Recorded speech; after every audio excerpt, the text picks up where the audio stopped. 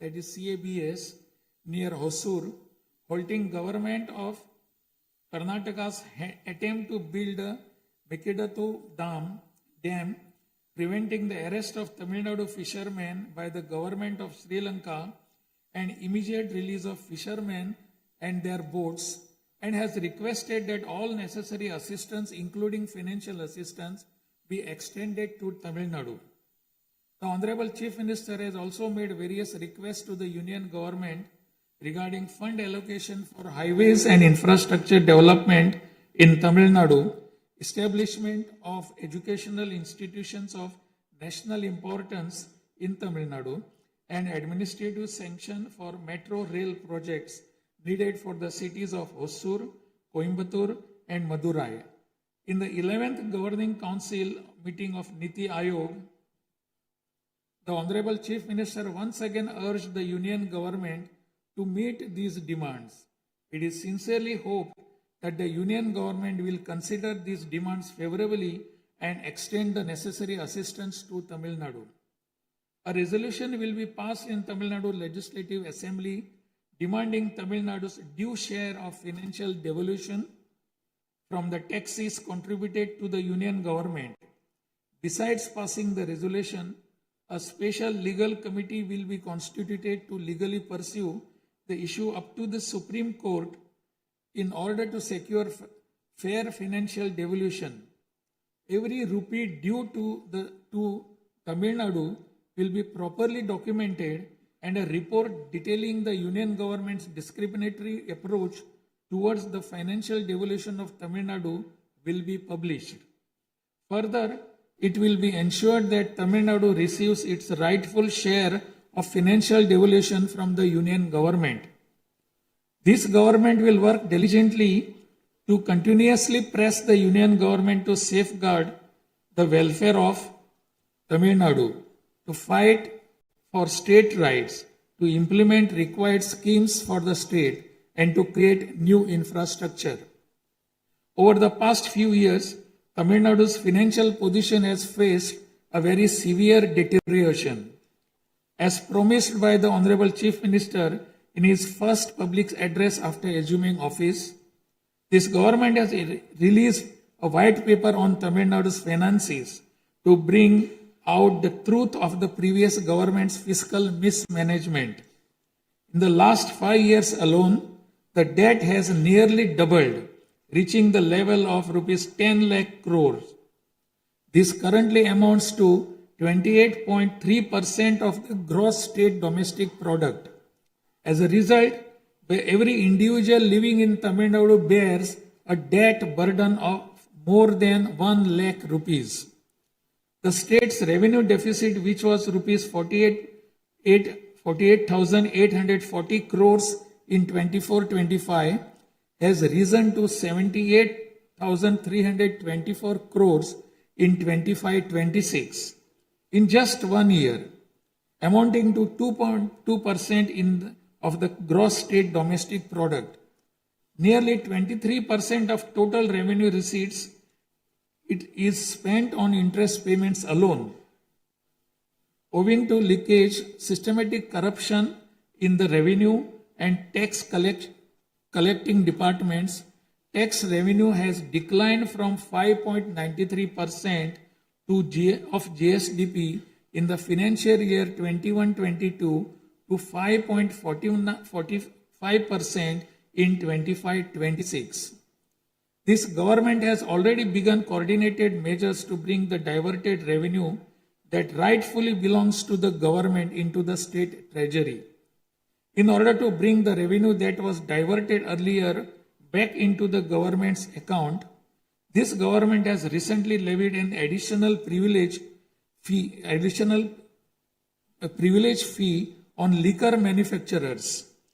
Through these revenues that were escaping credit to state exchequer have been regulated and channelized directly into the state's exchequer, and the government is expecting receipt of up to 1,000 crore rupees annually. This government is taking every measure to prevent all leakages in revenue receipts, as well as leakages in government works and other government expenditure, and to restore the state's finances onto a sound path which will enable this government to fully honor the promises it has made to the people of Tamil Nadu. Even though the government of Tamil Nadu is facing a challenging fiscal situation, the Honorable Chief Minister, determined to fulfill the promises made to the people, immediately upon assuming office, issued his first 3 orders, namely, to reduce consumers' electricity charges by providing 200 units of free electricity to household consuming up to 500 units bi-monthly at a cost of rupees 1,730 crore to the government, to set up a special drug prevention force in every district across the state, and to establish Singaporean Special Task Force for the safety of women and children. The foremost ideal of this government is to preserve public peace, to uphold the rule of law, to curb crimes against women with an iron hand, and to create a safe environment for women and children.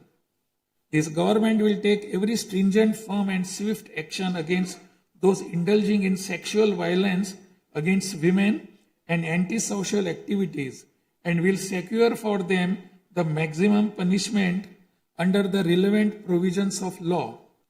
The Singaporean Special Task Force, created for ensuring safety of women and children by sanctioning 2,545 new posts, 319 four-wheeler petrol vehicles, 101 two-wheelers and drones at financial outlay of rupees 354 crores, will perform its assigned task in an outstanding manner.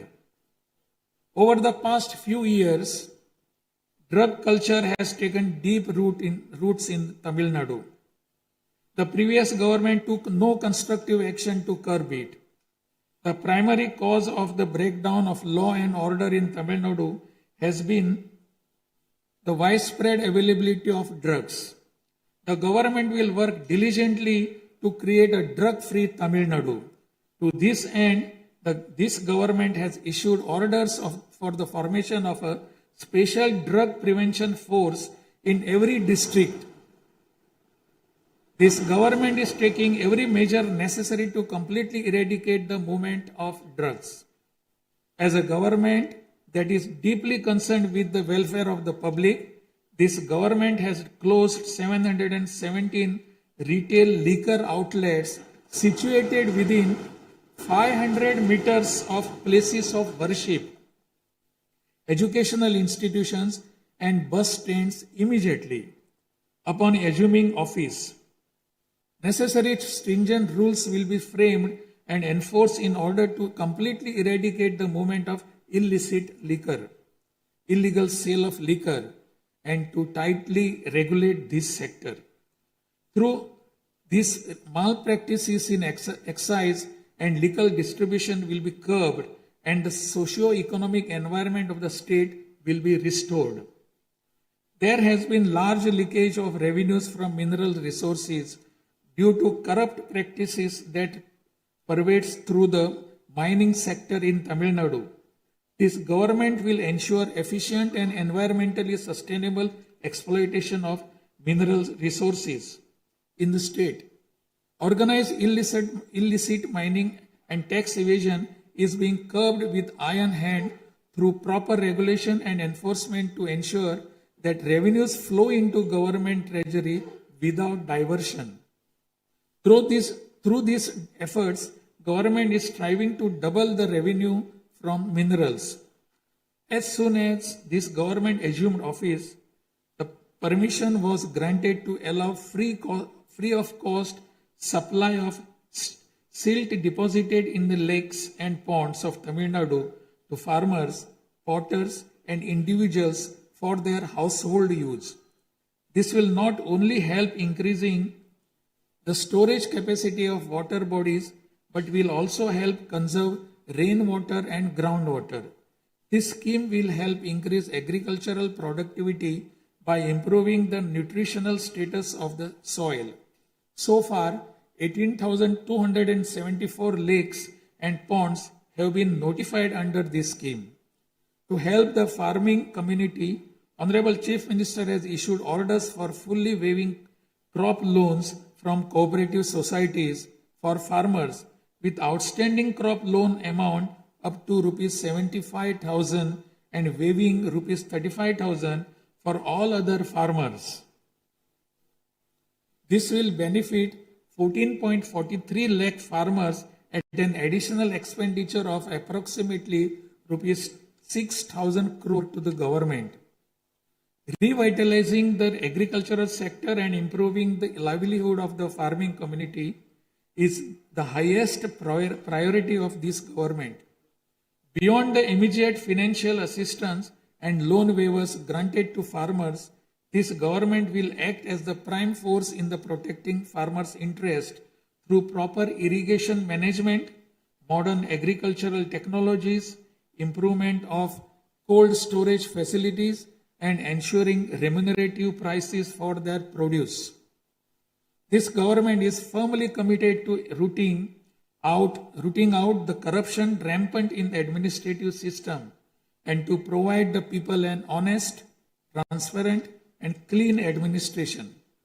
Accordingly, all departmental procurements and public tenders will be transparent and will be brought under stringent monitoring mechanisms. Interferences of middlemen and illegal gratification practices that prevailed hitherto will be completely eliminated. It is a fundamental policy of this government that true social justice lies in every community getting due representation. To fulfill this policy and promise, we will urge the Union government to swiftly complete the caste enumeration in conjunction with the ongoing population census. After the Union government completes the caste enumeration, the government of Tamil Nadu will conduct social justice survey. In 1968, when Peregrinath Anna was the chief minister, a resolution was passed in Tamil Nadu Legislative Assembly that the 3-language formula must be removed and only 2 languages, Tamil and English, should be taught. From then until now, 2-language policy has been adopted in Tamil Nadu. This government will continue to follow this policy since the 2-language policy is one that people of Tamil Nadu have accepted. This government will urge the Union government to use Tamil as the language of pleading in the Madras High Court and its Madurai bench and to establish a bench of Supreme Court in Chennai. This government will strongly oppose the National Education Policy 2020.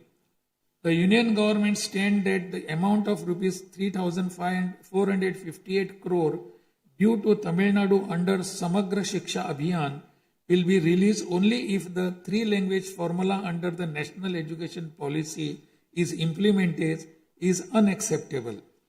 This is tantamount to imposing the 3-language formula on Tamil Nadu. This government will urge the Union government to reconsider its stand linking the implementation of 3-language formula with the allocation of funds and to immediately release the funds due to Tamil Nadu. Issues such as NEET examination, imposition of the National Education Policy, and 3-language formula have arisen consequent to education being in concurrent list of the Constitution. Therefore, this government will undertake all necessary efforts to move education from the concurrent list to the state list. The true education reform lies in raising the quality of educational institutions and their teaching skills. Accordingly, this government will act on a war footing to fill up the necessary posts of assistant professors and teaching staff that have been lying vacant for a long time in states' universities and higher education institutions in a transparent manner, strictly based on eligibility and merit.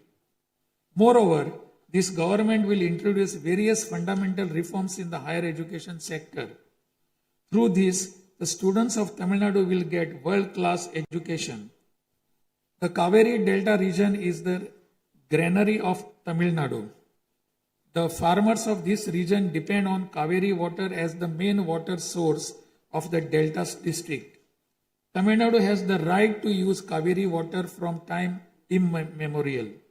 Even after our right was upheld in the Supreme Court, we are having to struggle every year to obtain Kaveri water.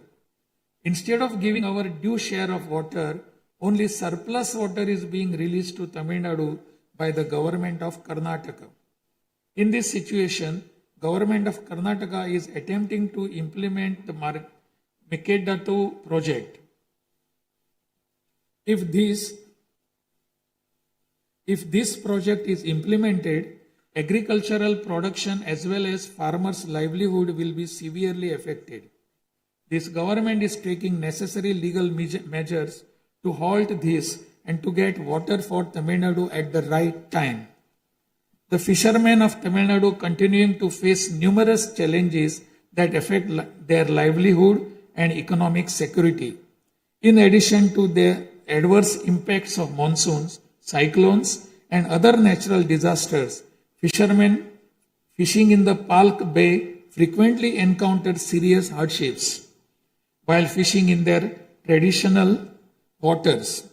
They are often apprehended by the Sri Lankan naval authorities and their fishing boats are seized and impounded and substantial penalties are imposed upon them.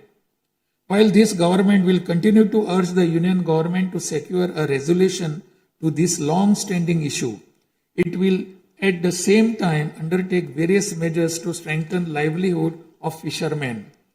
This government will act firmly to mitigate climate change, to increase Tamil Nadu's forest cover and green cover, and protect all vital ecosystems, including mangrove, forests, wetlands, and coastal ecosystem.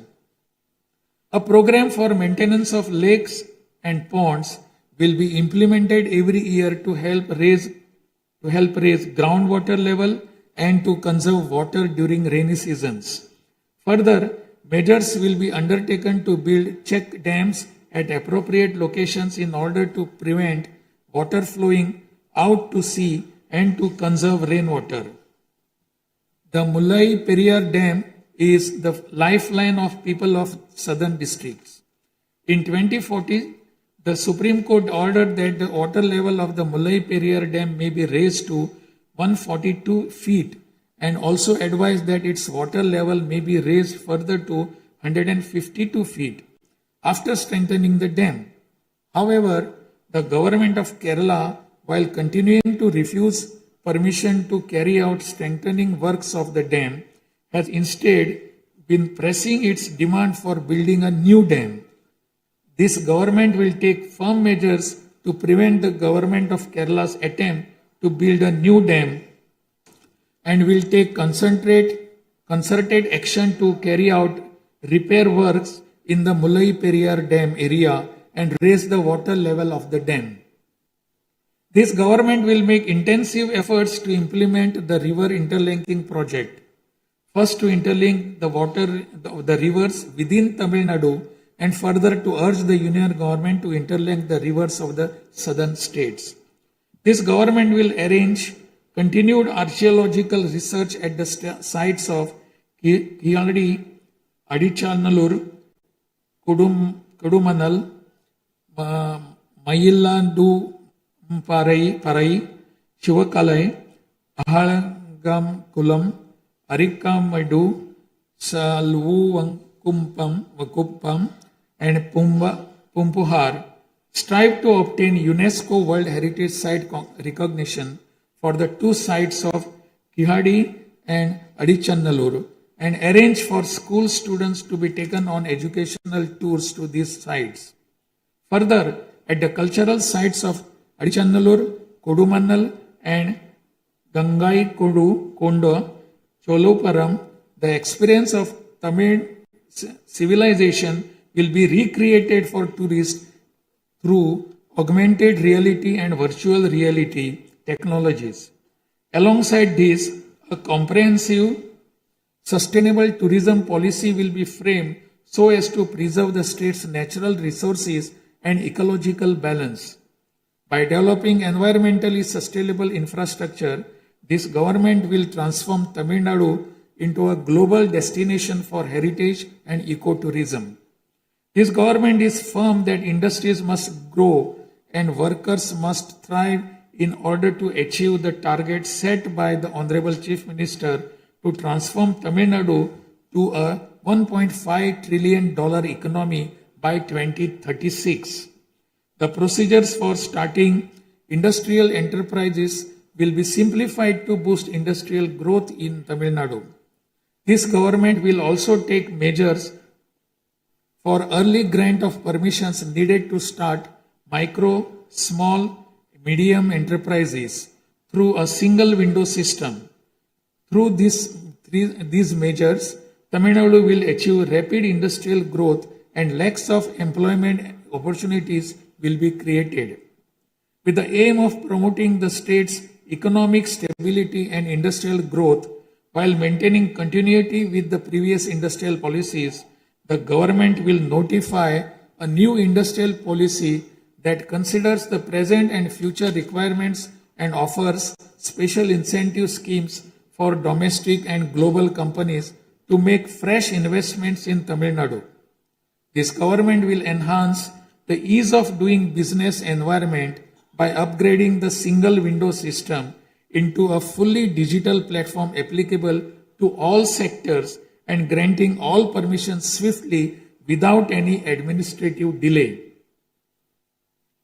A Tamil Nadu Investor Promotion Commission will be established under the chairmanship of Chief Secretary with a view of attracting the investments of multinational companies. Through this commission, measures will be taken to grant fast-track permissions to start operations to companies investing more than Rs 200 crore or providing employment to 5,000 persons. Creating a poverty-free Tamil Nadu is the foremost goal of this government. To completely eradicate poverty, this government will identify poor families in Tamil Nadu and ensure that government's welfare schemes reach them, improve their livelihood by creating opportunities and facilities for them to undertake self-employment. Tamil Nadu is the most urbanized state in India. By 2031, Tamil Nadu will stand as India's model state for urban excellence. Over the next 5 years, every municipal corporation, municipality and town panchayat in Tamil Nadu will provide better quality life to its citizens by providing clean drinking water supply, modern urban infrastructure, green and clean environment, digital governance and stable economic opportunities. Examinations will be conducted through the recruitment boards in a time-bound and transparent manner to fill the vacancies in government departments, and appointments will be made strictly following the due process. Through this, dream of thousands of youth for government jobs will come true. Recognizing the need for giving special attention to artificial intelligence, this government has expanded the scope of the Information Technology and Digital Services Department to include artificial intelligence. This department will facilitate the use of AI tools to improve the efficiency of government departments and to provide better e-governance services to the public. The government of Tamil Nadu is firm in protecting social justice and is undertaking every effort to safeguard Tamil Nadu's 69% reservation. Moreover, standing as a bulwark for minorities, this government will always support the advancement of minorities and will always uphold their rights. I am confident that this government will stand tall as a truly secular social justice government. By providing high quality school education, higher education in the world's finest universities, employment and self employment opportunities, housing and infrastructure facilities, skill development, and economic and livelihood advancement, this government will stand as a government that upholds the social justice for Adi Dravidar and tribal people. This government is resolved to protect the welfare of the differently abled. Tamil Nadu will stand as a leading state in ensuring the rights, equality, and social security of the differently abled. In addition to providing equal access to digital and physical infrastructure for the differently abled, special attention will also be given to their advancement in society. This government will also take measures to implement the 4% reservation for the differently able in letter and spirit. This government will work towards establishing Olympic centers of excellence with a clear vision of producing future Olympic medal winners and positioning Tamil Nadu as India's foremost sporting powerhouse. These world-class centers will offer athletes the finest in training infrastructure, elite coaching, cutting-edge sports science, performance analytics, and comprehensive athletic development. To enable transgender persons to live with dignity, this government will support them by providing skill development, training, forming self-help groups, facilitating in finding employment and livelihood opportunities, and aiding in creating housing facilities. To improve administration of our historic spiritual temples, this government will carry out structural reforms in the Hindu religious and charitable endowments department. Measures will be taken to fully audit all temple properties, lands, and endowment revenues and to introduce transparent computerized accounts. Administrative malpractices that prevailed in earlier times will be completely eliminated, and this government will ensure that all movable and immovable assets of the temples are used solely for their sacred purposes. Government employees play a key role in delivering government's welfare schemes to the people. Teachers play a key role in guiding the younger generation along the right path. The welfare of government employees, teachers, and pensioners will be continuously protected, and the health insurance schemes for them will be further improved. To further promote the development of Tamil Nadu and to improve the livelihood of people, this government will implement an all-encompassing Vetri Tamilam vision document over the next 5 years. This development path comprises of 10 pillars, namely Tamil identity and pride, dignified living and social security, welfare of women, welfare of youth, welfare of farmers, agricultural laborers and fishermen, world-class education, a prosperous Tamil Nadu, excellent health care and environment, world-class infrastructure, and people's welfare government, and a good, transparent administration. This government is resolved to break through every obstacle to deliver a corruption-free, honest administration and thereby to bring about an economic revival. This government will strive to ensure that its welfare schemes reach all sections of people. All the promises announced by this government will be fulfilled one by one in the years to come by streamlining the state's financial position. Amid great expectations, the people of Tamil Nadu have chosen this government led by the Honorable Chief Minister Thiru C. Joseph Vijay by overcoming money power, muscle power, and the power of authority.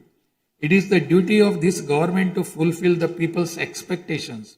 I trust that you, the members of the Legislative Assembly, will extend your cooperation to this government in fulfilling this duty. I have no doubt that you will take part in the debates held in this House and offer constructive suggestions to the government. In keeping with Valluvar's words, Pirampukkum illa Uriyakkum,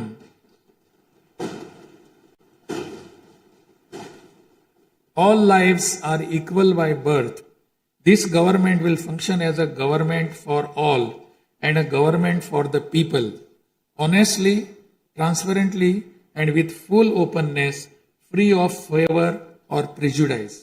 Let us make Tamil Nadu the foremost state in India. Let us strive for Tamil Nadu to stand as a model for the other states. I conclude my address by requesting all of you, the members of Legislative Assembly, to extend your full cooperation to the efforts of this government. Nandri, Vanakkam, Namaskaram.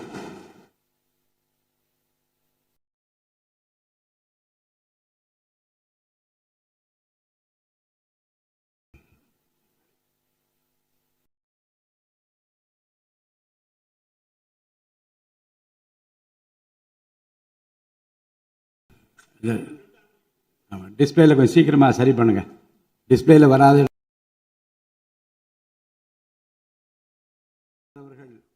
ஆங்கிலத்திலே ஆற்றிய உரையின் தமிழாக்கத்தை இப்போது தங்கள் முன்னாலே நான் படிக்கின்றேன்.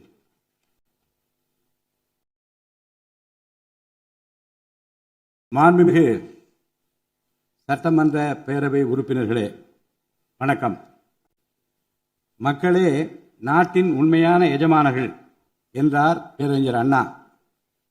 அண்மையில் நடந்து முடிந்த தமிழ்நாடு சட்டமன்ற தேர்தலில் தமிழ்நாட்டின் எஜமானர்களால் தேர்ந்தெடுக்கப்பட்டு 17வது தமிழ்நாடு சட்டமன்ற பேரவையின் முதல் கூட்டத்தொடரில் இங்கே அமர்ந்திருக்கும் சட்டமன்ற உறுப்பினர்களுக்கு எனது நல்வாழ்த்துக்களை முதற்கண் தெரிவித்துக் கொள்கிறேன். ஜனநாயகத்தின் இதயமாகவும் மூளையாகவும் திகழ்கின்ற வரலாற்று சிறப்புமிக்க இந்த மாமன்றத்தின் உறுப்பினர்களாகிய தாங்கள் அனைவருக்கும் மக்களுக்கு தேவையானவற்றை விவாதித்து அதற்கு ஏற்ப சட்டங்களை இயற்றி மக்கள் நலனை காப்பீர்கள் என்று நான் உறுதியாக நம்புகிறேன்.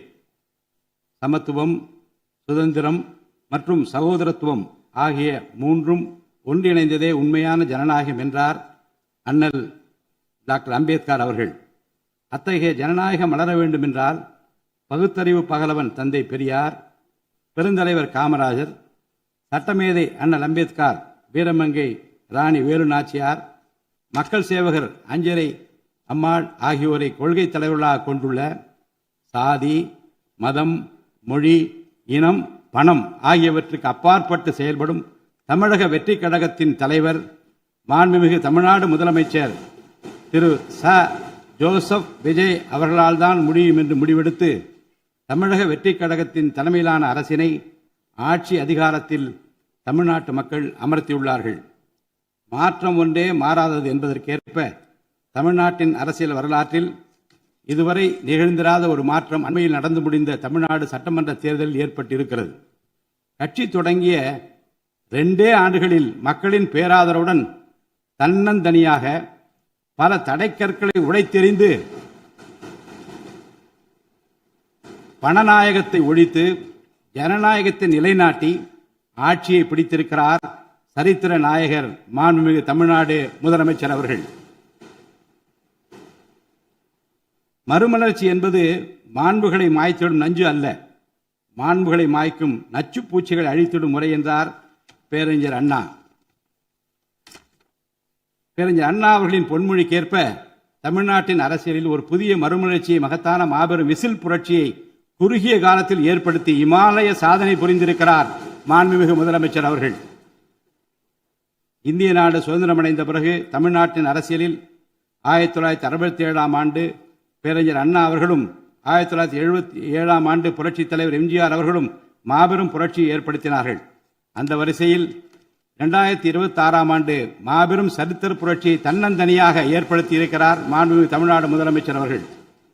மாநில உரிமை, பெண்கள் நலன் மற்றும் பாதுகாப்பு, சமூக நீதி, சம வாய்ப்பு, மாற்றுத்திறனாளிகள், விவசாயிகள், மீனவர்கள், நெசவாளர்கள், தொழிலாளர்கள், திருநர் மற்றும் சிறுபான்மையினர் ஆகியோரின் நலன், கல்வி, மருத்துவம் மற்றும் சுகாதாரம், உரிய பிரதிநிதித்துவம் என அனைவரையும் உள்ளடக்கிய ஆட்சி என்ற கொள்கையை அடிப்படையாக கொண்டு சட்டங்களை இயற்றும் அரசாக, திட்டங்களை தீட்டும் அரசாக, 7.5 கோடி தமிழ்நாட்டு மக்களுக்கான அரசாக இந்த அரசு விளங்கும். தமிழக வெற்றி கழகத்தின் கொள்கை தலைவர்களாக திகழும் பகுத்தறிவு பகலவன் தந்தை பெரியார், பெருந்தலைவர் காமராஜர், சட்டமேதை அண்ணல் அம்பேத்கர், ராணி வேலு நாச்சியார், மக்கள் சேவகர் அஞ்சலை அம்மாள் ஆகியோர் இன்று நம்முடன் இல்லை என்றாலும் அவர்கள் வகுத்து தந்த கொள்கைகளை கட்டிக்காத்து பேரறிஞர் அண்ணா மற்றும் புரட்சித் தலைவர் எம்ஜிஆர் அவர்களது வழியில் ஜனநாயகத்தின் மேன்மையை மேம்படுத்த தேவையான அனைத்து நடவடிக்கைகளையும் இந்த அரசு நடைமுறைப்படுத்தும். கூட்டணி ஆட்சி தத்துவத்தின் இலக்கணமாக திகழும் இந்த அரசு கடந்த 74 ஆண்டு காலமாக தமிழ்நாட்டின் அரசியல் வரலாற்றில் கண்டிராத ஆட்சியிலும் பங்கு, அதிகாரத்திலும் பங்கு என்பதை செய்து காட்டியுள்ளது.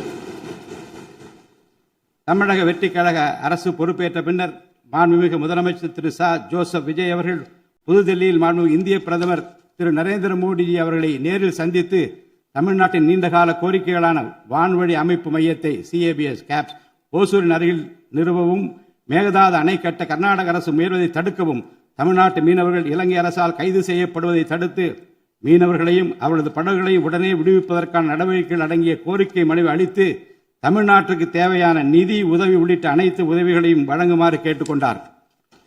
மேலும் ஒன்றிய அரசிடம் மாண்புமிகு முதலமைச்சர் அவர்கள் தமிழ்நாட்டிற்கு தேவையான நெடுஞ்சாலை மற்றும் உட்கட்டமைப்பு மேம்பாட்டிற்கான நிதி ஒதுக்கீடு, தேசிய முக்கியத்துவம் வாய்ந்த கல்வி நிறுவனங்களை தமிழ்நாட்டில் நிறுவுதல் மற்றும் ஓசூர், கோயம்புத்தூர் மற்றும் மதுரை நகரங்களுக்கு தேவையான மெட்ரோ ரயில் திட்டங்களுக்கு நிர்வாக ஒப்புதல் வழங்குதல் குறித்து கோரினார். நிதி ஆயோக்கின் 11வது ஆட்சி மன்ற குழு கூட்டத்தில் கலந்து கொண்ட மாண்புமிகு முதலமைச்சர் அவர்கள் இக்கோரிக்கைகளை நிறைவேற்ற மீண்டும் ஒருமுறை ஒன்றிய அரசிடம் வலியுறுத்தினார். இந்த கோரிக்கைகளை கனிவுடன் பரிசீலித்து ஒன்றிய அரசு தமிழ்நாட்டிற்கு தேவையான உதவிகளை செய்யும் என்று எதிர்பார்க்கப்படுகிறது. ஒன்றிய அரசுக்கு தமிழ்நாட்டு மக்கள் செலுத்தும் வரியிலிருந்து தமிழ்நாட்டிற்கு சேர வேண்டிய உரிய நிதி பகிர்வினை கோருவதற்கு தமிழ்நாடு சட்டமன்றத்தில் தீர்மானம் இயற்றப்படும். அவ்வாறு தீர்மானம் நிறைவேற்றுவதோடு நின்றுவிடாமல் உச்சநீதிமன்றம் வரை சென்று நிதி பகிர்வினை சட்ட ரீதியாக பெறுவதற்காக சட்ட வல்லுநர்கள் அடங்கிய சிறப்பு குழு அமைக்கப்படும். தமிழ்நாட்டிற்கு வரவேண்டிய ஒவ்வொரு ரூபாய் வருவாயும் முறையாக ஆவணப்படுத்தப்பட்டு தமிழ்நாட்டிற்கான நிதி பகிர்வில் ஒன்றிய அரசின் பாரபட்சமான அணுகுமுறை அறிக்கையாக வெளியிடப்படும். மேலும் தமிழ்நாட்டிற்குரிய நியாயமான நிதி பகிர்வை ஒன்றிய அரசிடமிருந்து பெறுவது உறுதி செய்யப்படும். தமிழ்நாட்டின் நலனை பாதுகாப்பதற்கும் மாநில உரிமைகளுக்காக போராடுவதற்கும் மாநிலங்களுக்கு தேவையான நலத்திட்டங்களை நிறைவேற்றுவதற்கும் புதிய கட்டமைப்புகளை உருவாக்குவதற்கும் ஒன்றிய அரசை தொடர்ந்து வலியுறுத்தி பெரும் முனைப்புடன் இந்த அரசு செயல்படும். கடந்த சில ஆண்டுகளில் தமிழ்நாட்டின் நிதி நிலைமை மிக மோசமான சீர்கேட்டை சந்தித்துள்ளது. மாண்புமிகு முதலமைச்சர் அவர்கள் பதவியேற்ற பிறகு ஆற்றிய தனது முதல் உரையில் உறுதியளித்தபடி கடந்த கால அரசின் தவறான நிதி நிர்வாகத்தின் மறைக்கப்பட்ட உண்மை நிலையை வெளிக்கொணரும் வகையில் தமிழ்நாட்டின் நிதி நிலை குறித்த வெள்ளை அறிக்கையை இந்த அரசு வெளியிட்டுள்ளது. கடந்த 5 ஆண்டுகளில் மட்டும் கடனின் அளவு ஏறத்தாழ 2 மடங்காக உயர்ந்தது. 10 லட்சம் கோடி ரூபாய் என்ற அளவை எட்டியுள்ளது.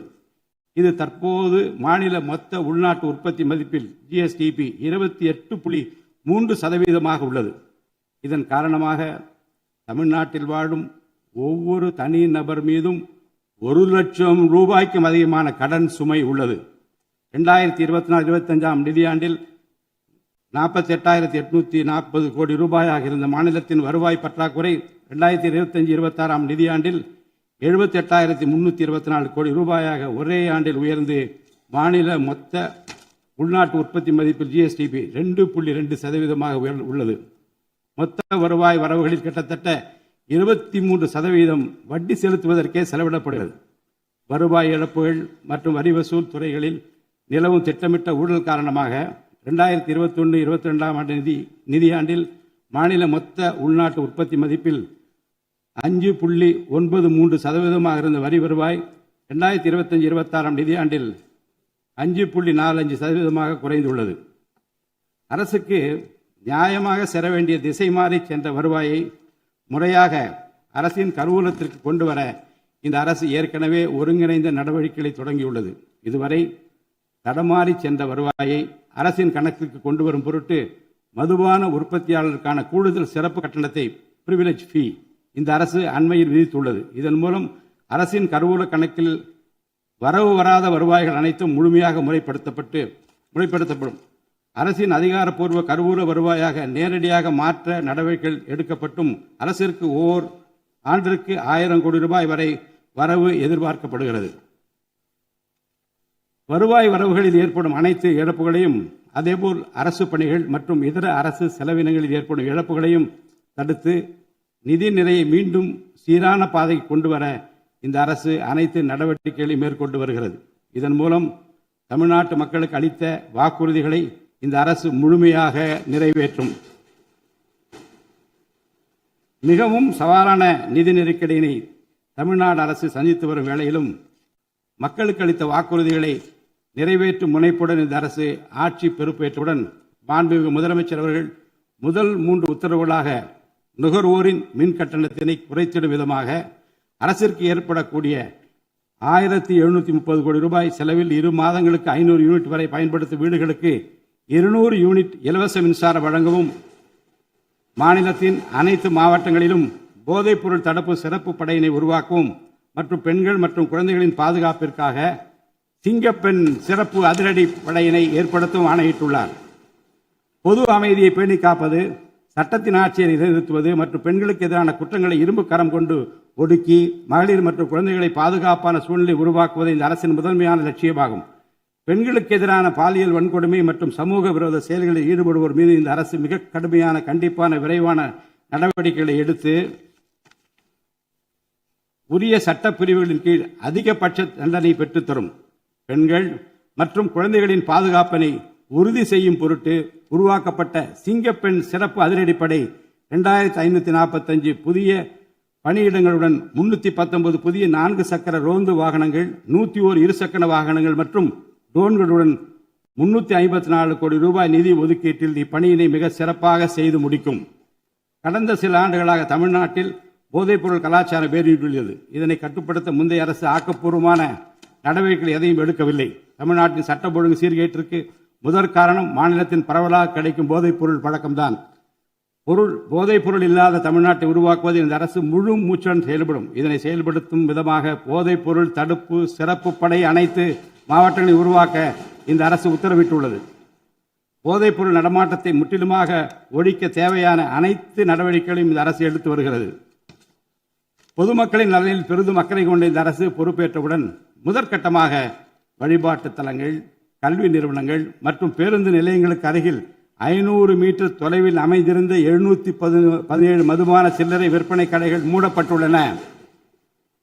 கள்ளச்சாராய நடமாட்டம் மற்றும் சட்டவிரோத மது விற்பனையை முற்றிலும் ஒழிப்பதற்கும் இத்துறையில் முழுமையான கண்காணிப்பை ஏற்படுத்துவதற்கும் தேவையான கடுமையான விதிமுறைகள் உருவாக்கப்பட்டு நடைமுறைப்படுத்தப்படும். இதன் மூலமாக ஆயத்தீர்வை வசூல் மற்றும் மதுபான விநியோகத்தில் உள்ள முறைகேடுகள் தடுக்கப்பட்டு மாநிலத்தின் சமூக பொருளாதார சூழல் நல்வழிப்படுத்தப்படும். தமிழ்நாட்டில் கனிம வளத்துறையில் மலிந்து கிடக்கும் ஊழல் முறைகேடுகள் காரணமாக கனிம வளங்கள் மூலம் கிடைக்கும் வருவாயில் பெரும் அளவில் இழப்பு ஏற்பட்டுள்ளது. மாநிலத்தில் உள்ள கனிம வளங்களை திறம்படவும் சுற்றுச்சூழலுக்கு உகந்த வகையில் நீடித்த காலத்திற்கு பயன்படுத்துவதையும் இந்த அரசு உறுதி செய்யும். அரசின் கருவூலத்திற்கு வரவேண்டிய வருவாய் வேறு வழிகளில் திசை மாறி செல்வதை தடுத்து அது முறையாக வந்து சேருவதை உறுதி செய்வதற்காக முறையான ஒழுங்குமுறை மற்றும் அமலாக்கத்தின் மூலம் திட்டமிட்ட சட்டவிரோத கனிம தொழிலும் வரி ஏய்ப்பும் இரும்பு கரம் கொண்டு ஒடுக்கப்படுகின்றன. இந்த முயற்சிகளின் வாயிலாக கனிமங்கள் மூலமாக கிடைக்கும் வருவாயை இரட்டிப்பாக்க அரசு தீவிரமாக முயன்று வருகிறது. இந்த அரசு பொறுப்பேற்றவுடன் தமிழ்நாட்டில் உள்ள ஏரிகள் மற்றும் குளங்களில் படிந்துள்ள வண்டல் மண்ணை விவசாய பெருமக்கள், மட்பாண்ட தொழிலாளர்கள் மற்றும் தனிநபர்களின் வீட்டு உபயோகங்களுக்கு விலையில்லாமல் வழங்குவதற்கு அனுமதி அளிக்கப்பட்டுள்ளது. இதன் மூலம் நீர்நிலைகளின் கொள்ளளவு அதிகரிப்பதற்கு வழிவகை ஏற்படுவதுடன் மழைநீர் மற்றும் நிலத்தடி நீர் சேமிப்பிற்கும் உதவிகரமாக இருக்கும். இத்திட்டமானது மண் வளத்தை மேம்படுத்தி அதன் மூலம் வேளாண் உற்பத்தி திறனையும் அதிகரிக்கும். இத்திட்டத்தின் கீழ் தற்போது வரை 18,274 ஏரிகள் மற்றும் குளங்கள் அறிவிக்கை செய்யப்பட்டுள்ளன. வேளாண் பெருமக்களுக்கு உதவும் வகையில் கூட்டுறவு சங்கங்களின் மூலம் 75,000 ரூபாய் வரை பயிர்க்கடன் பெற்ற விவசாயிகளுக்கு 100% முழுமையாக பயிர்க்கடன் தள்ளுபடி செய்தும் மற்ற விவசாயிகளுக்கு 35,000 ரூபாய் பயிர்க்கடன் தள்ளுபடி செய்தும் மாண்புமிகு தமிழ்நாடு முதலமைச்சர் அவர்கள் உத்தரவிட்டுள்ளார். இதன் மூலம் 14.43 லட்சம் விவசாயிகள் பயனடைவர். இதனால் சுமார் 6,000 கோடி ரூபாய் அரசிற்கு கூடுதல் செலவினம் ஏற்படும். வேளாண் துறையை மறுமலர்ச்சி அடைய செய்வதும் வேளாண் பெருமக்களின் வாழ்வாதாரத்தை மேம்படுத்துவதுமே இந்த அரசின் முதன்மையாக கொள்கையாகும். விவசாயிகளுக்கு வழங்கப்படும் உடனடி நிதி உதவிகள் மற்றும் கடன் தள்ளுபடிகள் மட்டுமின்றி முறையான நீர்ப்பாசன மேலாண்மை, நவீன விவசாய தொழில்நுட்பங்கள், குளிர்பதன கிடங்கு வசதிகளை மேம்படுத்துதல் மற்றும் விளைபொருட்களுக்கு உரிய லாபகரமான விலை கிடைப்பதை உறுதி செய்தல் போன்றவற்றின் மூலம் விவசாயிகளின் நலன்களை காக்கும் முதன்மை சக்தியாக இந்த அரசு செயல்படும்.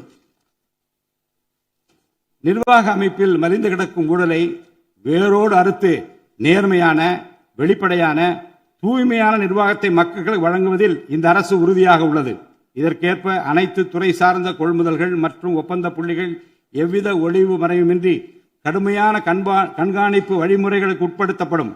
கடந்த காலங்களில் நிலவிய முறையற்ற நிதி பரிமாற்றங்களும் இடைத்தரகர்களின் தலையீடுகளும் முற்றிலுமாக ஒழிக்கப்படும்.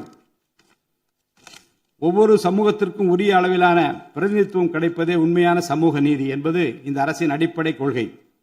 இந்த கொள்கை மற்றும் வாக்குறுதியை நிறைவேற்ற சாதிவாரி கணக்கெடுப்பினை மக்கள் தொகை கணக்கெடுப்புடன் இணைந்து விரைவாக முடிக்க நாம் ஒன்றிய அரசினை வலியுறுத்துவோம். ஒன்றிய அரசின் சாதிவாரி கணக்கெடுப்பு முடிந்த பின்னர் தமிழ்நாடு அரசு சமூக நீதி கணக்காய்வினை நடத்தும். 1968 ஆண்டில் பேரறிஞர் அண்ணா அவர்கள் முதலமைச்சராக இருந்தபோது மும்மொழி கொள்கை நீக்கப்பட வேண்டும், தமிழ் மற்றும் ஆங்கிலம் ஆகிய இருமொழிகள் மட்டுமே பயிற்றுவிக்கப்பட வேண்டும் என்ற தீர்மானம் தமிழ்நாடு சட்டமன்ற பேரவையில் நிறைவேற்றப்பட்டது. அன்று முதல் இன்று வரை தமிழ்நாட்டில் இருமொழி கொள்கையே கடைபிடிக்கப்பட்டு வருகிறது. இருமொழி கொள்கை என்பது தமிழ்நாட்டு மக்களால் ஏற்றுக்கொள்ளப்பட்ட ஒன்று என்ற சூழ்நிலையில் அதனையே இந்த அரசு தொடர்ந்து கடைபிடிக்கும். சென்னை உயர்நீதிமன்றம் மற்றும் சென்னை உயர்நீதிமன்ற மதுரை கிளையில் தமிழ் மொழியை வழக்காடு மொழியாக பயன்படுத்தவும் உச்ச நீதிமன்ற கிளையை சென்னையில் அமைக்கவும் ஒன்றிய அரசை இந்த அரசு வலியுறுத்தும். தேசிய கல்விக் கொள்கை 2020 இந்த அரசு கடுமையாக எதிர்க்கும். தேசிய கல்விக் கொள்கையின்படி மும்மொழி கொள்கையை கடைபிடித்தால்தான் அனைவருக்கும் கல்வி இயக்கம் திட்டத்தின் கீழ் தமிழ்நாட்டிற்கு நியாயமாக கிடைக்கப்பெற வேண்டிய 3,458 கோடி ரூபாய் நிதியை விடுவிக்க முடியும் என்ற ஒன்றிய அரசின் நிலைப்பாடு ஏற்றுக்கொள்ளக்கூடியது அல்ல. இது மும்மொழி கொள்கையை தமிழ்நாட்டில் திணிப்பதற்கு சமமாகும். மும்மொழி கொள்கையை நிறைவேற்றினால்தான் நிதி ஒதுக்கீடு செய்யப்படும் என்ற நிலைப்பாட்டை ஒன்றிய அரசு மறுபரிசீலனை செய்து தமிழ்நாட்டுக்குரிய நிதியை உடனடியாக விடுவிக்க ஒன்றிய அரசை இந்த அரசு வலியுறுத்தும். அரசியலமைப்பு சட்டத்தின் கீழ் கல்வியானது பொதுப்பட்டியலில் இருப்பதன் காரணமாக நீட் தேர்வு, தேசிய கல்விக் கொள்கை திணிப்பு, மும்மொழி கொள்கை போன்ற பிரச்சனைகள் ஏற்படுகின்றன. எனவே கல்வியை பொது பட்டியலில் இருந்து மாநில பட்டியலுக்கு மாற்ற தேவையான அனைத்து முயற்சிகளையும் இந்த அரசு மேற்கொள்ளும். உண்மையான கல்வி சீர்திருத்தம் என்பது கல்வி நிறுவனங்களின் தரத்தையும் அதன் கற்பித்தல் திறனையும் உயர்த்துவதிலே அடங்கியுள்ளது. இதற்கேற்ப மாநிலத்தின் பல்கலைக்கழகங்கள் மற்றும் உயர்கல்வி நிறுவனங்களில் நீண்ட காலமாக நிரப்பப்படாமல் உள்ள தேவையான உதவி பேராசிரியர் மற்றும் ஆசிரியர் காலி பணியிடங்களை தகுதி மற்றும் திறமையின் அடிப்படையில் வெளிப்படையான முறையில் நிரப்புவதற்கு இந்த அரசு போர்க்கால அடிப்படையில் நடவடிக்கை எடுக்கும். அது மட்டுமின்றி உயர்கல்வித்துறையில் பல்வேறு அடிப்படை சீர்திருத்தங்களை இந்த அரசு கொண்டு வரும். இதன் மூலம் உலகத்தரம் வாய்ந்த உயர்கல்வி தமிழ்நாடு மாணவர்களுக்கு கிடைக்கப்பெறும். தமிழ்நாட்டின் நெற்களஞ்சியமாக விளங்குவது காவிரி டெல்டா பகுதி. டெல்டா மாவட்டங்களின் பிரதான நீர் ஆதாரமான காவிரி நீரினையே டெல்டா பகுதி விவசாயிகள் நம்பியுள்ளனர். காவிரி நீரை பயன்படுத்துவதில் தமிழ்நாட்டிற்கு உள்ள உரிமை மிக பழமை வாய்ந்தது. நம்முடைய உரிமையை உச்சநீதிமன்றத்தில் நிலைநாட்டிய பின்பும் காவிரி நீரை பெறுவதற்கு ஒவ்வொரு ஆண்டும் போராட வேண்டிய நிலை இருக்கிறது. உரிய நீருக்கு பதிலாக உபரி நீர்தான் தமிழ்நாட்டிற்கு கர்நாடக அரசால் வழங்கப்படுகிறது. இந்த நிலையில் மேகதாது திட்டத்தை செயல்படுத்த கர்நாடக அரசு முயன்று வருகிறது. இந்த திட்டம் செயல்படுத்தப்பட்டால் விவசாயிகளின் வாழ்வாதாரம் பாதிக்கப்படுவதுடன் வேளாண் உற்பத்தியும் கடுமையாக பாதிப்படையும். இதனை தடுத்து நிறுத்தவும் தமிழ்நாட்டிற்கு நீரை உரிய காலத்தில் பெற்றுத்தரவும் தேவையான சட்ட நடவடிக்கைகளை இந்த அரசு எடுத்து வருகிறது.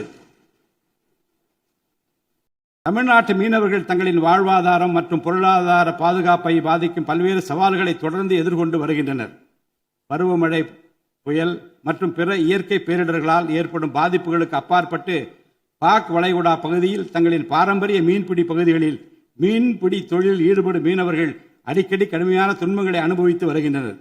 அவர்கள் இலங்கை கடற்படை அதிகாரிகளால் கைது செய்யப்படுவதும், அவருடைய மீன்பிடி படகுகள் பறிமுதல் செய்யப்பட்டு நீண்டகாலம் பிடித்து வைக்கப்படுவதும், கணிசமான அளவில் அபராதங்கள் விதிக்கப்படுவதும் தொடர்ந்து நடைபெற்று வருகின்றன.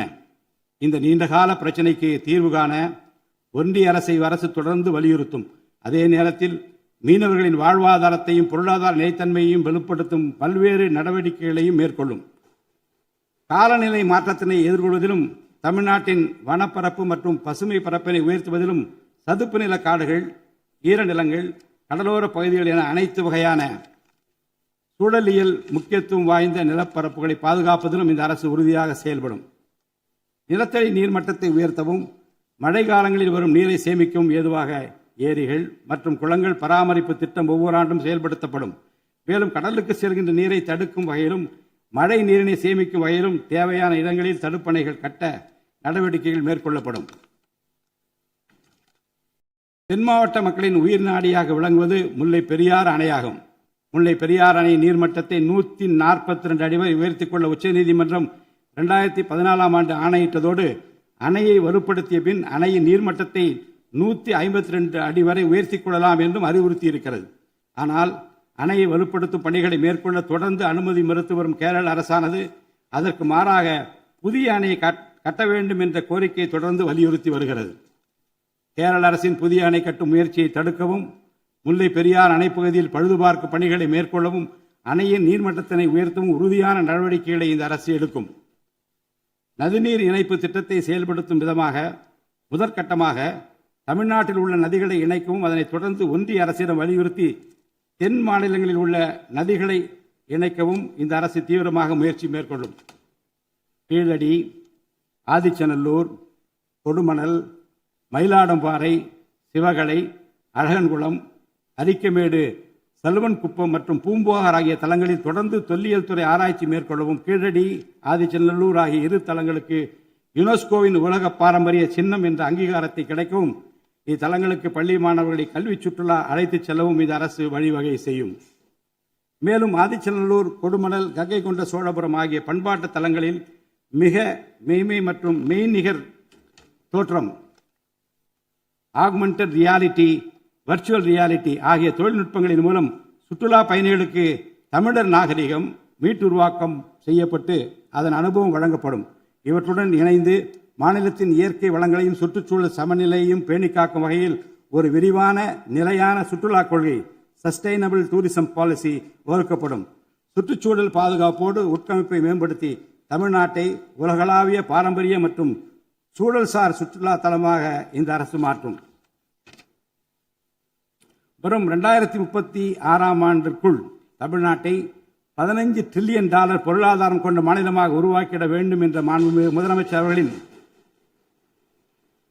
இலக்குடன் தொழில்கள் வளர வேண்டும், தொழிலாளர்கள் வாழ வேண்டும் என்ற கொள்கையில் இந்த அரசு உறுதியாக உள்ளது. தமிழ்நாட்டில் தொழில் வளர்ச்சியை மேம்படுத்தும் வகையில் தொழில் நிறுவனங்கள் தொடங்குவதற்கான நடைமுறைகள் எளிமைப்படுத்தப்படும். இதன்படி குறு, சிறு மற்றும் நடுத்தர தொழில்கள் தொடங்க தேவையான அனுமதியினை ஒற்றைச்சாளர முறையில் விரைவாக வழங்குவதற்கான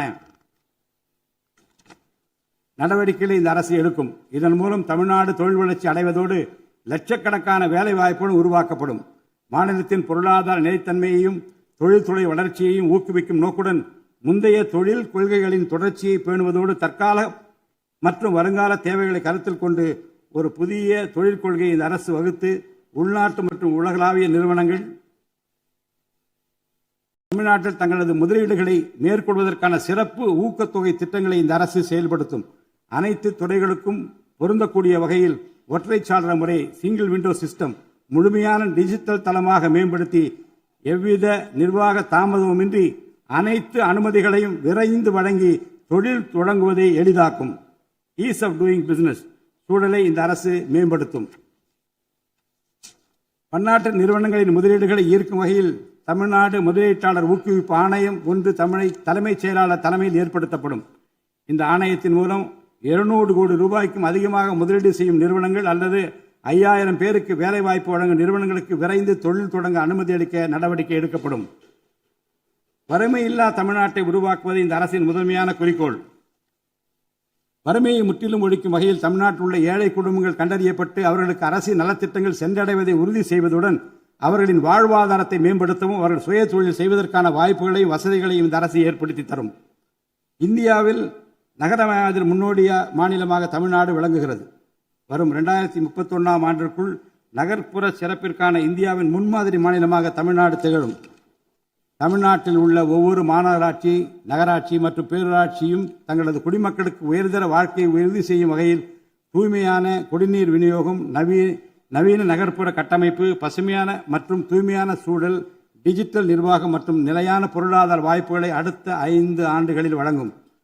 அரசு துறைகளில் உள்ள காலி பணியிடங்களை நிரப்ப குறித்த நேரத்தில் எவ்வித ஒளிவு மறைவுமின்றி தேர்வாணையங்கள் மூலம் தேர்வுகள் நடத்தப்பட்டு முறைப்படி காலி பணியிடங்கள் நிரப்பப்படும். இதன் மூலம் ஆயிரக்கணக்கான இளைஞர்களின் அரசு பணி கனவு மெய்ப்படும். செயற்கை நுண்ணறிவிற்கு தனி கவனம் செலுத்த வேண்டியதன் அவசியத்தை கருத்தில் கொண்டு இந்த அரசு தகவல் தொழில்நுட்பவியல் மற்றும் டிஜிட்டல் சேவைகள் துறையின் வரம்பை செயற்கை நுண்ணறிவையும் உள்ளடக்கும் வகையில் விரிவுபடுத்தியுள்ளது. அரசு துறைகளின் செயல்திறனை மேம்படுத்தவும் பொதுமக்களுக்கு சிறந்த மின் ஆளுமை கவர்னன்ஸ் சேவைகளை வழங்கவும் இத்துறை செயற்கை நுண்ணறிவு கருவிகளை பயன்படுத்த துணை புரியும். தமிழ்நாடு அரசு சமூக நீதியை காப்பதில் உறுதியுடன் இருந்து தமிழ்நாட்டின் 69% இடஒதுக்கீட்டை பாதுகாப்பதற்கான அனைத்து முயற்சிகளை மேற்கொண்டு வருகிறது. மேலும் சிறுபான்மையினரின் அரணாக திகழும் அரசு சிறுபான்மையினரின் முன்னேற்றத்திற்கும் அவர்களின் உரிமைகளை நிலைநாட்டவும் என்றும் உறுதுணையாக இருக்கும். இந்த அரசு ஒரு உண்மையான மதசார்பற்ற சமூக நீதி அரசாக திகழும் என்பதில் எனக்கு ஐயமில்லை. ஆதி திராவிடர் மற்றும் பழங்குடியினருக்கான உயர்தர பள்ளி கல்வி, உலகின் தலைசிறந்த பல்கலைக்கழகங்கள் உயர்கல்வி, வேலைவாய்ப்பு மற்றும் சுய தொழில் வாய்ப்புகள், வீடு மற்றும் உட்கட்டமைப்பு வசதிகள், திறன் மேம்பாடு, பொருளாதார மற்றும் வாழ்வாதார மேம்பாடு என அனைத்து வகையிலும் ஆதி திராவிடர் மற்றும் பழங்குடியின மக்களின் சமூக நீதியினை நிலைநாட்டும் அரசாக இந்த அரசு திகழும். மாற்றுத்திறனாளிகளின் நலனை பேணி பாதுகாக்க இந்த அரசு உறுதி பூண்டுள்ளது. மாற்றுத்திறனாளிகளின் உரிமைகள், சமத்துவம் மற்றும் சமூக பாதுகாப்பினை உறுதி செய்யும் முன்னணி மாநிலமாக தமிழ்நாடு அரசு திகழும். டிஜிட்டல் மற்றும் உட்கட்டமைப்பில் மாற்றுத்திறனாளிகளுக்கு சமமான அணுகல் வசதி ஏற்படுத்தி கொடுப்பது மட்டுமல்லாமல் சமூகத்தில் அவர்களின் முன்னேற்றத்திற்கு சிறப்பு கவனம் அளிக்கப்படும். மாற்றுத்திறனாளிக்கான 4% இடஒதுக்கீட்டை முறையாக நடைமுறைப்படுத்தவும் இந்த அரசு நடவடிக்கை எடுக்கும். எதிர்கால ஒலிம்பிக் வெற்றியாளர்களை உருவாக்கவும் தமிழ்நாட்டை இந்தியாவின் முன்னணி விளையாட்டு ஆற்றல் மையமாக நிலைநிறுத்துவதையும் நோக்கமாக கொண்டு ஒலிம்பிக் உயர் திறன் மையங்கள், ஒலிம்பிக் சென்டர்ஸ் ஆஃப் எக்ஸலன்ஸ் அமைக்க இந்த அரசால் நடவடிக்கை மேற்கொள்ளப்படும். இம்மையங்கள் உலக தரத்திலான பயிற்சி, உட்கட்டமைப்பு, உயர்தர பயிற்சி, நவீன விளையாட்டு, அறிவியல் வசதிகள், செயல்திறன் பகுப்பாய்வு மற்றும் முழுமையான விளையாட்டு மேம்பாட்டு சேவைகள் வழங்கும். திருநர் கண்ணியத்துடன் வாழ வழி செய்யும் விதமாக அவர்களுக்கு திறன் மேம்பாட்டு பயிற்சி வழங்கவும், சுய உதவி குழுக்கள் அமைத்திடவும், வாழ்வாதார வாய்ப்புகள் மற்றும் வேலை வாய்ப்பு பெற்றிட துணை புரிந்தும் வீட்டு வசதிகளை உருவாக்கிடவும் இந்த அரசு உறுதுணையாக இருக்கும். நமது வரலாற்று சிறப்புமிக்க ஆன்மீக கோயில்களின் நிர்வாகத்தை மேம்படுத்தும் வகையில் இந்து சமய அறநிலையத்துறையில் கட்டமைப்பு சீர்திருத்தங்களை இந்த அரசு மேற்கொள்ளும். கோயில் சொத்துக்கள், நிலங்கள் மற்றும் அறக்கட்டளை வருவாய்கள் அனைத்தையும் முழுமையாக தணிக்கை ஆடிட் செய்வதற்கும் கணக்குகளை வெளிப்படையாகவும் கணினிமயமாகவும் கொண்டு வருவதற்கும் நடவடிக்கை எடுக்கப்படும். முந்தைய காலங்களில் நிலவி வந்த நிர்வாக முறைகேடுகள் முற்றிலும் களையப்பட்டு கோயில்களில் அசையும் மற்றும் அசையா சொத்துக்கள் அனைத்தும் அதன் புனிதமான நோக்கங்களுக்காக மட்டுமே பயன்படுத்தப்படும் இந்த அரசால் உறுதி செய்யப்படும். அரசின் நலத்திட்டங்களை மக்களிடம் எடுத்துச் செல்வதில் முக்கிய பங்கு வகிப்பவர்கள் அரசு ஊழியர்கள். இளைய சமுதாயத்தை நல்வழிப்படுத்துவதில் முக்கிய பங்கு வகிப்பவர்கள் ஆசிரியர்கள். அரசு ஊழியர்கள், ஆசிரியர்கள் மற்றும் ஓய்வூதியதாரர்களின் நலன்களை தொடர்ந்து பாதுகாக்கப்படும். அவர்களுக்கான மருத்துவ காப்பீட்டு திட்டங்கள் மேலும் செம்மைப்படுத்தப்படும். தமிழ்நாட்டின் வளர்ச்சியினை மேலும் ஊக்குவித்துவிடவும் மக்களின் வாழ்வாதாரத்தினை மேம்படுத்திடவும் அனைத்து துறைகளையும் உள்ளடக்கிய வெற்றி தமிழகம் தொலைநோக்கு திட்டங்கள் அடுத்த 5 ஆண்டுகளில் இவ்வரசு செயல்படுத்தும். தமிழ் அடையாளம் மற்றும் பெருமை, கண்ணியமான வாழ்வு மற்றும் சமூக பாதுகாப்பு, மகளிர் நலன், இளைஞர் நலன், விவசாயிகள், விவசாய கூலி தொழிலாளர்கள் மற்றும் மீனவர் நலன், உலகத்தரம் வாய்ந்த கல்வி, வளமான தமிழ்நாடு, சிறந்த மருத்துவம் மற்றும் சுற்றுச்சூழல், உலகத்தரமான கட்டமைப்பு மற்றும் மக்கள் நல அரசு, நேர்மையான மற்றும் வெளிப்படையான நிர்வாகம் என 10 தூண்களை உள்ளடக்கிய வளர்ச்சி பாதையாக இது இருக்கும். எத்தனை தடைகள் வந்தாலும் அனைத்தையும் தகர்த்தெறிந்து ஊழலற்ற நேர்மையான நிர்வாகத்தை தந்து அதன் மூலம் பொருளாதார மறுமலர்ச்சியை ஏற்படுத்திட இந்த அரசு உறுதி பூண்டுள்ளது. அரசின் நலத்திட்டங்கள் அனைத்து பிரிவினரையும் சென்றடைய இந்த அரசு செயலாற்றும். இந்த அரசால் அறிவிக்கப்பட்ட வாக்குறுதிகள் அனைத்தும் மாநிலத்தின் நிதி நிலையை சீரமைத்து வருங்காலங்களில் ஒவ்வொன்றாக நிறைவேற்றப்படும். தமிழ்நாட்டு மக்கள் மிகுந்த எதிர்பார்ப்புக்கிடையில் படைபலம், பணபலம், அதிகார பலத்தை மீறி மாண்புமிகு முதலமைச்சர் திரு ஜோசப் விஜய் அவர்களின் தலைமையிலான இந்த அரசை தேர்ந்தெடுத்திருக்கிறார்கள். இம்மக்களின் எதிர்பார்ப்புகளை நிறைவேற்ற வேண்டியது இந்த அரசின் கடமை. இந்த கடமையை நிறைவேற்ற சட்டமன்ற உறுப்பினராகிய நீங்கள் எல்லாம் இந்த அரசுக்கு ஒத்துழைப்பு அளிப்பீர்கள் என்று நம்புகிறேன். இந்த மாமன்றத்தில் நடைபெறும் விவாதங்களில் கலந்து கொண்டு அரசுக்கு ஆக்கப்பூர்வமான ஆலோசனைகளை வழங்குவீர்கள் என்பது எனக்கு ஐயமில்லை. பிறப்புக்கும் எல்லா உயிருக்கும் என்ற வள்ளுவரின் வாக்கிற்கு ஏற்றார் போல அனைவருக்குமான அரசாக, மக்களுக்கான அரசாக, வெறுப்பின்றி நேர்மையாக, வெளிப்படையாக, ஒளிவு மறைவின்றி இந்த அரசு செயல்படும். தமிழ்நாட்டை இந்தியாவிலேயே தலைசிறந்த மாநிலமாக உருவாக்கி காட்டுவோம். மற்ற மாநிலங்களுக்கு முன்மாதிரியாக தமிழ்நாடு விளங்க பாடுபடுவோம். அரசின் இந்த முயற்சிக்கு சட்டமன்ற உறுப்பினர்கள் அனைவரும் முழு ஒத்துழைப்பு நல்க வேண்டும் என்று கேட்டு எனது உரையை நிறைவு செய்கிறேன். நன்றி, வணக்கம்.